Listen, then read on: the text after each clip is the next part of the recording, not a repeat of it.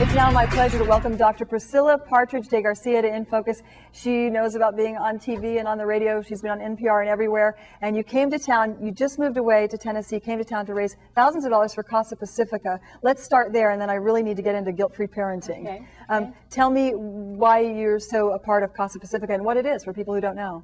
Casa Pacifica is a crisis and a shelter care for children who are in the foster care system. So the crisis is when a child's taken out of a home, they're taken to Casa Pacifica, they're looked at, they're cleaned up, and their parents can come and see them, and the family's not broken up.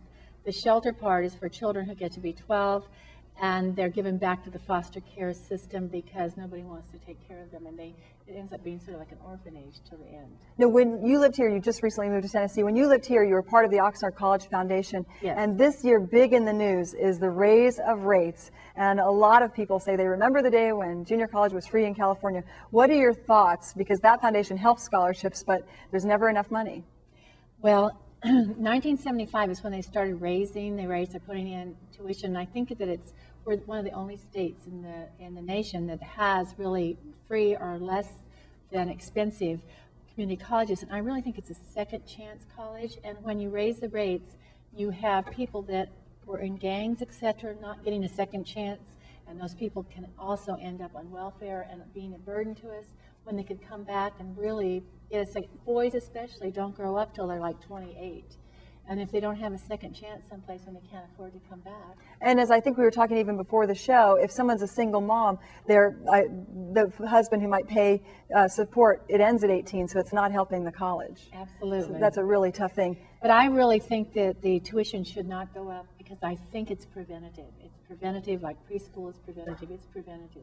When you wrote Guilt-Free Parenting, was it sort of to help parents that are sort of the double working, they have the latchkey kids? Because what happened here in Santa Barbara really was shocking to this community, and I'm just thinking people could use those parenting tips to know that they're not doing things wrong or right. Guilt-Free Parenting was written because so many of us want to be our children's friends, and really what we're in their lives is to teach lessons. And so it's about doing things that you know are correct and not caring whether your child likes you or not. They'll love you at the end. But during the time that they're growing up, you've really got to understand that almost everything you teach them is a lesson. It's probably 80% work to be a parent and 20% really pleasure. And that is the key to parenting. And it's about not feeling guilty when you have to say no or let your child go through stress. The reason we get children or adults that can't handle life is because they weren't allowed to handle stress or problems. What do you say to a parent who feels that their child's in crisis? Well, I guess maybe just hanging out with the wrong peer group. You tell them no. You tell them no. I know that people say, oh, don't say it, tell them, don't let them break up with this kid. They'll go back with the kid. Don't tell them not to. No. They'll do what they want. And when they get to a certain age, 14, 15, 16, they'll jump in people's cars and do what they want. But you let them know that it's not right or that's not what you stand for because they'll hear your voice. And especially if we love them, they'll hear your voice. I remember it's also good that they have that excuse, I have a curfew. Yes. You know, I mean, if they don't have a curfeu, they can't even say that. So Right. it's their excuse of getting out of maybe Right. a late night party doing Right. the wrong thing. And most people want to do, even as They want the teenagers, discipline. You want to do the right thing, but sometimes it's not cool. We're going to take a quick break. Dr. Priscilla Partridge de Garcia is with us. I'm going to hold something up. She's been in town for Casa Pacifica. You raised a couple $1,000s for them. And this was the artwork that you are now a Renaissance woman. This is your artwork here. And you're selling that to benefit Casa Pacifica, which is quite amazing. You sort of do it all. And you come back from Tennessee. You just left Ventura County to see your clients because you're a clinical Right. psychologist. Right. So you didn't leave them high and dry. No, I come back once a month, and I also have 4 children in California that I see. So I come back for both of those things. And the art is just sort of an extension of celebrating life. The way you describe that, it's just, you're at a point where you are saying, I can sing, I can paint. I love that. Yes, it's very empowering. Yes, in fact, I sang Crazy at the event. If you come from Tennessee, especially Nashville, it's a music city. Everybody has to learn to sing.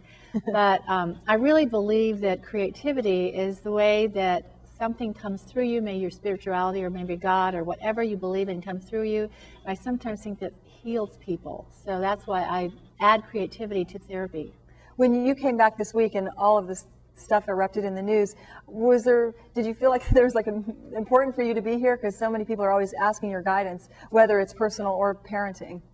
I think that California is in the same crisis as any other, Santa Barbara is any other city. My husband was assistant superintendent here about 10 years ago. And I think it starts with prevention, not as a crisis. And I would go back to preschools, third grade, more high school, third grade, more grammar school counselors, and 7th and 8th grade is sex, rock and roll, and drugs. And a lot of mentoring, a lot of help needs to do that and be there, and it's got to be all preventative. You can't wait till a crisis. Now you have to clean up a crisis, don't get me wrong. Right. But we really need to look at the whole thing, and then maybe a community college for the boys or the girls who don't make it in high school. You hear a lot of times two parents working, and that's really the norm now. What do you say to those parents who their child might need another voice in their life to lead them if they're trying to make these absurd mortgages? I call them absurd anyway. In this county. Yes, they are. I would look at the extended family, and if they can, I would look at organized groups like church. I think the church really helps a great deal of people who are challenged financially, but they need other people than themselves. A mom and dad who are both working need other people. Boys and Girls Club with mentoring, all of that kind of thing. They need role models. The role models, sometimes when you ask young people, they're sort of seduced by the 15 minutes of fame. It's like Andy Warhol. And you ask them what they want to be when they grow up. And sometimes it's always arts without anything to fall back on. Do you have any guidance when you are talking to young people and that's all they see is what they see on TV? And that's what they want to be? That's their dreams. And so you never take their dreams away. I mean, I know a boy that wanted to be a clown who's now a lawyer. And he was a clown until he was 15, I think. But you don't take their dreams away, but you also just say, are there other options? You keep talking to them. You never grab a child at the time they're in a stage, because one day they're going to be silly and one day they're going to be serious. You let them go through all the stages. But if you have adults around that can talk to them and not take away their dreams. Right, to encourage them in that, but also maybe to get an education at the same time. Yes, yes. So how can people reach you and maybe see your artwork? Well, they could probably reach me through Diane Lawrence Spa at Diane Lawrence in Ventura is how you could reach me now in California. And there's some artwork up in the walls there, too. Yes, and if they buy it, then we can give more money to Casa Pacifica. And how did you go about making everything out of your art really quick? Because you were selling all kinds of things, handbags, everything. I'm just entrepreneurial. You're good at marketing. Yeah, entrepreneurial. And when I was with the college and I was the executive vice president in charge of the foundation For Oxnard College. For Oxnard College, I started the swap meet on a wing and a prayer. It now makes $500,000 a year. That's fantastic. So, and it goes to the foundation. It goes to scholarships, the foundation, and anything that Oxnard College might need. And lastly, because we're going to wrap things up, can you just tell us what you think the most important things for parenting in crisis would be? Like if you can nip something in the bud without being the friend of your child? Well, the most important thing is to really love them and for them to really know that you love them. Some parents don't, really love them and say it. Lots of praise. Children here need 16 positives for every negative they hear. And so they need lots of praise. Then you need to find something they can do. I don't know whether it's knitting or baseball playing, but they have to have something that they can do that they feel powerful.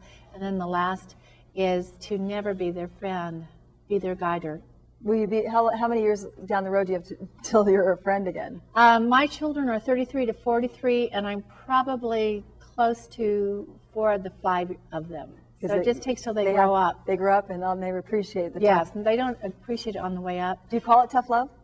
No, you don't. That's no, an it's old more thing. putting down. If you want to read a good book, Boundaries by Dr. McLeod will help you. All right. Well, we are going to wrap things up. Thank you so much for you're spending time welcome. with us on your short visit to Ventura County and Santa Barbara. That is all the time we have. Next week we'll have more movers and shakers and recognizable faces. Thanks for joining us. See you next week.